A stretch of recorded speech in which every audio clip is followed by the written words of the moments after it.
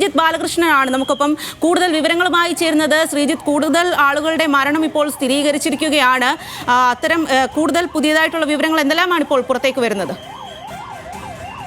110 പേരുടെ മരണമാണ് ഇപ്പോൾ ഏതാണ്ട് സ്ഥിരീകരിക്കുന്നത്. കാരണം നമ്മൾ ആദ്യഘട്ടത്തിൽ 30 പേരുടെ മരണമായിരുന്നു സ്ഥിരീകരിച്ചത്. ഇപ്പോൾ 110 പേർ മരണപ്പെട്ടു എന്ന വിവരമാണ് നമുക്ക് നൽകാൻ കഴിയുന്നത്. ഇതിൽ ഏറ്റവും പ്രധാനം എൻജിൻ തകരാറുണ്ടായിരുന്നു എന്ന് പൈലറ്റ് എയർ ട്രാഫിക് കൺട്രോൾ റൂമിനെ അറിയിച്ചിരുന്നു. അതായത് വിമാനം പറന്നുയർന്ന് നിമിഷങ്ങൾക്കുള്ളിലാണ് കത്തി അമരുന്നത്. വിമാനത്തിൻ്റെ എൻജിന് തകരാറുണ്ടായിരുന്നു എന്ന കാര്യം പൈലറ്റ് എയർ ട്രാഫിക് കൺട്രോൾ റൂമിനെ അറിയിച്ചിരുന്നു. ശേഷം നിമിഷങ്ങൾക്കുള്ളിൽ വിമാനം താഴേക്ക് വരികയും കെട്ടിടങ്ങൾക്ക് മുകളിലേക്ക് പതിക്കുകയും തീഗോളമായി കത്തി അമരുകയുമാണ് ഉണ്ടായത്. അതായത് നിമിഷങ്ങൾക്കുള്ളിൽ വിമാനം ഉയരുമ്പോൾ തന്നെ വിമാനത്തിന് എൻജിൻ തകരാറുണ്ടായിരുന്നു എന്ന് പൈലറ്റ് അറിയിക്കുന്നു. അതിനുശേഷം നിമിഷങ്ങൾക്കുള്ളിൽ തന്നെ വിമാനം തകർന്നു വീഴുകയും തീഗോളമായി കത്തി അമരുകയുമാണ് ചെയ്തത്. വിമാനം പൂർണ്ണമായും കത്തി അമർന്നു കഴിഞ്ഞു. ഇപ്പോൾ അവിടെ നടക്കുന്നത് രക്ഷാപ്രവർത്തനവും തെരച്ചിലുമാണ്. അതിലേറ്റവും പ്രധാനപ്പെട്ടത് നമ്മൾ നേരത്തെ സൂചിപ്പിച്ചതുപോലെ അതൊരു വലിയ ജനവാസ കേന്ദ്രമാണ്. ആ ജനവാസ കേന്ദ്രത്തിൽ ദൃശ്യങ്ങൾ കാണുന്നത് പോലെ ആളുകളുടെ വീടുകളുടെ മുകളിലേക്ക്, കെട്ടിടങ്ങൾക്ക് മുകളിലേക്ക് വിമാനം വീണതുകൊണ്ട് തന്നെ കെട്ടിടങ്ങൾക്കും സാരമായ തകരാറുകൾ സംഭവിച്ചിട്ടുണ്ട്. അവിടെ ആളുകൾ ഉണ്ടായിരുന്നു എന്ന കാര്യം ഇപ്പോൾ പരിശോധിക്കുന്നുണ്ട്.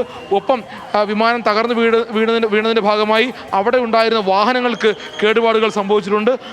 അങ്ങനെ ആ രൂപത്തിൽ വലിയൊരു അപകടത്തിലേക്ക്, വിമാന അപകടം, അതിനപ്പുറത്ത് ജനവാസ കേന്ദ്രത്തിൽ വീണതിന് ശേഷമുള്ള അപകടം, അങ്ങനെ അപകടം രണ്ടർത്ഥത്തിൽ വലിയ രൂപത്തിലാണ് അപകടത്തിൻ്റെ വ്യാപ്തി വലുതാകുന്നത്. 110 മരണം സ്ഥിരീകരിക്കുന്നു. വിമാനം പറന്നുയർന്ന് നിമിഷങ്ങൾക്കുള്ളിൽ തകർന്ന് താഴേക്ക് വീഴുകയായിരുന്നു. എന്നോടൊപ്പം ലിജോ കൂടി ചേർന്നുണ്ട്. ലിജോ, ഈ അപകടത്തിൻ്റെ വ്യാപ്തി വലുതാകുന്നു, മരണസംഖ്യ വലുതാകുന്നു. തീർച്ചയായും അപകടത്തിൽ 2 തരത്തിലാണ് ഇപ്പോൾ ശ്രീജിത്ത് സൂചിപ്പിച്ച പോലെ തന്നെ ഈ പ്രശ്നങ്ങൾ ഉണ്ടാകുന്നത്. അതിലൊന്ന്, ഏറ്റവും പ്രധാനപ്പെട്ട കാര്യം വിമാനത്തിലുണ്ടായിരുന്ന ആളുകൾക്ക് എന്ത് സംഭവിച്ചു എന്നുള്ളതാണ് ഒന്നാമത്തെ കാര്യം. രണ്ടാമത്തേത്, ഈ വിമാനം തകർന്നു വീണ പ്രദേശത്ത് അവിടെ എത്രത്തോളം എത്ര വലിയ ആഘാതം ഉണ്ടായി എന്നുള്ളതാണ് മറ്റൊരു കാര്യം. അത്രത്തോളം ആളുകൾക്ക് ജീവഹാനി ഉണ്ടായിട്ടുണ്ടോ, അല്ലെങ്കിൽ അവിടെയുള്ള നാശനഷ്ടങ്ങൾ, അതോടൊപ്പം തന്നെ ആളുകൾക്കുള്ള പരിക്കുകൾ ഉൾപ്പെടെയുള്ള കാര്യങ്ങൾ കൂടി ഇനി വരേണ്ടതുണ്ട്. ആ തരത്തിൽ 2 തരത്തിലും ഈ അപകടം ഉണ്ടായി എന്നുള്ളതാണ് ഏറ്റവും പ്രധാനപ്പെട്ട കാര്യം. ഏതായാലും ഇപ്പോൾ വിമാനം പൂർണ്ണമായും കത്തി നശിച്ചിരിക്കുന്നു എന്നുള്ള വാർത്തകൾ അത് സ്ഥിരീകരിക്കപ്പെട്ടിട്ടുണ്ട്. അതോടൊപ്പം തന്നെ ഇതിൽ 169 ഇന്ത്യക്കാരുണ്ടായിരുന്നു എന്നുള്ളതാണ് ഇപ്പോൾ ഏറ്റവും ഒടുവിലായി പുറത്തു വരുന്ന വാർത്തകൾ. ആകെ 242 പേരാണ് അതിലുണ്ടായിരുന്നത്. അതിൽ ഏതാണ്ട് 60-ലധികം ആളുകൾ വിദേശികളായിരുന്നു. അതിൽ തന്നെ 52 പേർ ഇപ്പോൾ ഇംഗ്ലണ്ടിൽ നിന്നുള്ള, അല്ലെങ്കിൽ ബ്രിട്ടൻ പൗരന്മാരാണ് എന്നുള്ള വാർത്തകൾ കൂടി പുറത്തു വരുന്നുണ്ട്. ഒരു മലയാളി ഈ വിമാനത്തിലുണ്ടായിരുന്നു എന്നുള്ളതാണ്. അദ്ദേഹം കേരളത്തിലെവിടെയാണ് ഉൾപ്പെടെയുള്ള കാര്യങ്ങൾ ഇനി സ്ഥിരീകരിക്കേണ്ടതുണ്ട്. പക്ഷേ ഒരു മലയാളി കൂടി ഈ അപകടത്തിലുണ്ടായിരുന്നു എന്നുള്ള വാർത്തകൾ കൂടി, അല്ലെങ്കിൽ ഈ വിമാനത്തിലുണ്ടായിരുന്ന അപകടത്തിൽപ്പെട്ടു എന്നുള്ള വാർത്തകൾ കൂടി ഇപ്പോൾ പുറത്തു വരുന്നുണ്ട്. അങ്ങനെയാണ് ഇപ്പോൾ വിവരങ്ങൾ വരുന്നത്. ഏറ്റവും പ്രധാനപ്പെട്ട കാര്യം, അല്ലെങ്കിൽ ഒരു ഹൈ പ്രൊഫൈൽ എന്ന നിലയ്ക്ക് തന്നെ ഗുജറാത്തിൻ്റെ മുൻ മുഖ്യമന്ത്രി വിജയ് രൂപാണി ഈ വിമാനത്തിലുണ്ടായിരുന്നു. അദ്ദേഹം ബോർഡിംഗ് കഴിഞ്ഞ് ഉൾപ്പെടെയുള്ള രേഖകൾ ഇപ്പോൾ പുറത്തേക്ക് വന്നിട്ടുണ്ട്. അദ്ദേഹം ഈ വിമാനത്തിലുണ്ടായിരുന്നു എന്നുള്ള വാർത്തകൾ കൂടി ഏറ്റവും കൂടുതലായി പുറത്തു വരികയാണ്. അങ്ങനെ ഒരു വലിയ ദുരന്തമായി ഇത് മാറിയിരിക്കുന്നു. രാജ്യം കണ്ട ഏറ്റവും വലിയ വിമാന ദുരന്തങ്ങളിൽ ഒന്നായി ഇന്നിപ്പോൾ അഹമ്മദാബാദിലുണ്ടായി ഈ വിമാന അപകടം മാറിയിരിക്കുന്നു എന്നുള്ളതാണ് ഈ ഘട്ടത്തിൽ നമുക്ക് മനസ്സിലാക്കാൻ കഴിയുന്നത്. വിമാനത്തിൽ ഇപ്പോൾ ഏറ്റവും ഒടുവിലായി പുറത്തു വരുന്ന വിവരങ്ങൾ അനുസരിച്ച് 242 യാത്രക്കാരുടെ കാര്യത്തിലും ഇതുവരെയും ഒരു വ്യക്തത വന്നിട്ടില്ല. ഏറ്റവും ഒടുവിലായി ഇപ്പോൾ ആരൊക്കെയാണ് മരിച്ചത്, അല്ലെങ്കിൽ ആർക്കൊക്കെ എന്തൊക്കെ സംഭവിച്ചിരിക്കുന്നു എന്ന് തുടങ്ങിയ കാര്യങ്ങളെക്കുറിച്ച് ഇനിയും വ്യക്തത വരേണ്ടതുണ്ട്.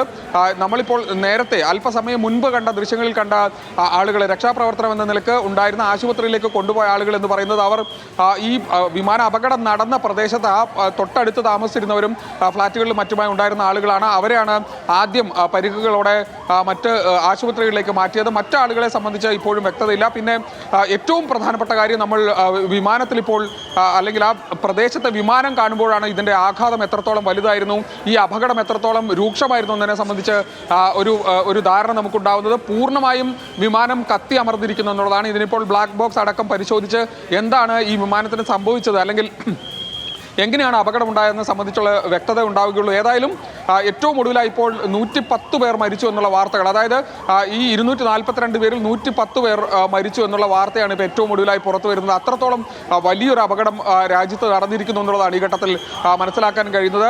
ഇപ്പോൾ ഈ വിമാനം പറന്നുയർന്ന്, അതായത് അതിൻ്റെ ടേക്ക് ഓഫ് കഴിഞ്ഞ് 1 മിനിറ്റിനുള്ളിൽ അപായ സൂചന, അല്ലെങ്കിൽ അപകടമുണ്ടാകുന്നു എന്ന കൺട്രോൾ റൂമിൽ പൈലറ്റ് സന്ദേശം കൈമാറിയിട്ടുണ്ട്. അത് കഴിഞ്ഞ് 1 മിനിറ്റോടെ, അതായത് 1:40 വിമാനം പൂർണ്ണമായി കത്തിയമരുന്ന സാഹചര്യമാണ് ഉണ്ടായത്. ആ ദൃശ്യങ്ങൾ നമ്മൾ നേരത്തെ കണ്ടു കഴിഞ്ഞു. അത്തരത്തിൽ 1 മിനിറ്റിനുള്ളിൽ തന്നെ വിമാനം പൂർണ്ണമായും തകരുന്ന അവസ്ഥ ഉണ്ടായി.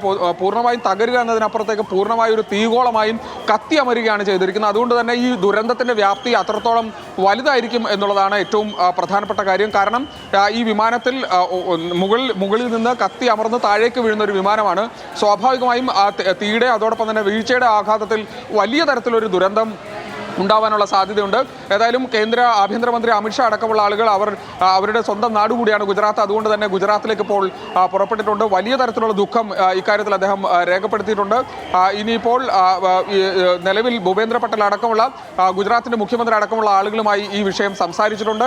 തുടർ നടപടികൾ സ്വീകരിച്ചു വരികയാണ്. ഈ ദുരന്തത്തിൽ യഥാർത്ഥത്തിൽ രക്ഷാപ്രവർത്തനം എന്ന് പറയുന്നത് അവിടെയുള്ള തീ അണയ്ക്കുക, അതോടൊപ്പം തന്നെ പരിസരവാസികൾക്ക് അല്ലെങ്കിൽ പ്രദേശത്തുണ്ടായിരിക്കുന്ന ആളുകളെ സംബന്ധിച്ച് അവരെ സുരക്ഷിതരായി മാറ്റുക, അവിടെ പരിക്കേറ്റ ആളുകളെ ആശുപത്രിയിലേക്ക് എത്തിക്കുക എന്നതിനപ്പുറത്തേക്ക് വിമാനത്തിനുള്ളിൽ യഥാർത്ഥത്തിൽ രക്ഷാപ്രവർത്തനം എന്നത് വലിയ ദുഷ്കരമായിരിക്കും. അല്ലെങ്കിൽ അത്രത്തോളം പൂർണ്ണമായും പൂർണ്ണമായും കത്തി നശിച്ച ഒരു വിമാനത്തിൽ നിന്ന് രക്ഷാപ്രവർത്തനം എന്നത് അത്തരത്തിൽ ചെയ്യേണ്ടതല്ല, അല്ലെങ്കിൽ അങ്ങനെ ആയിരിക്കില്ല സ്വാഭാവികമായി ഉണ്ടാവുക.